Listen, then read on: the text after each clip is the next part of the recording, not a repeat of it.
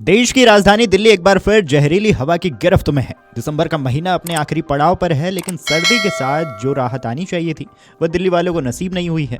इसकी जगह राजधानी की हवा लगातार दमघोंटू हो रही है। मंगलवार की सुबह दिल्ली ने एक बार फिर उसी भयावह हकीकत के साथ आंखें खोली, जहां सांस लेना भी चुनौती बनता जा रहा है। सुबह की शुरुआत धुंध और कोहरे की मोटी परत के साथ हुई।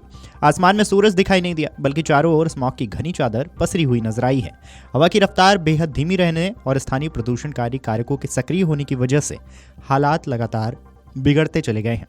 बीते 7 दिनों से राजधानी की हवा बहुत खराब श्रेणी में बनी हुई है, लेकिन मंगलवार को यह स्थिति और गंभीर हो गई। Air quality early warning system for Delhi के मुताबिक मंगलवार सुबह राजधानी का औसतन वायु गुणवत्ता सूचांक यानी कि AQI 413 दर्ज किया गया है। यह आंकड़ा साफ तौर पर गंभीर श्रेणी को दर्शाता है, जो सीधे तौर पर स्वास्थ्य के लिए खतरनाक मानी जाती है।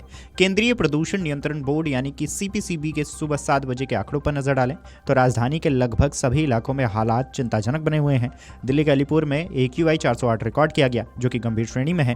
आनंद विहार में स्थिति और भी भयावह रही, जहां AQI 466 दर्ज किया गया है। अशोक विहार में 444, बवाना में 427 और चांदनी चौक इलाके में 425 AQI दर्ज किया गया है। ये आंकड़े साफ तौर पर संकेत दे रहे हैं कि दिल्ली के उत्तर पूर्वी और मध्य हिस्सों में प्रदूषण का स्तर बेहद खतरनाक बना हुआ है। हालांकि कुछ इलाकों में स्थिति थोड़ी कम जरूर रही है, लेकिन वहां भी राहत की बात नहीं कही जा सकती।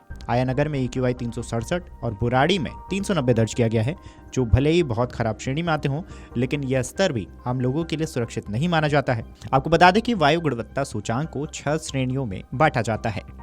अच्छे को 0 से 50, संतोषजनक को 51 से 100, मध्यम को 101 से 200, खराब को 201 से 300, बहुत खराब को 301 से 400 और गंभीर को 401 से 500।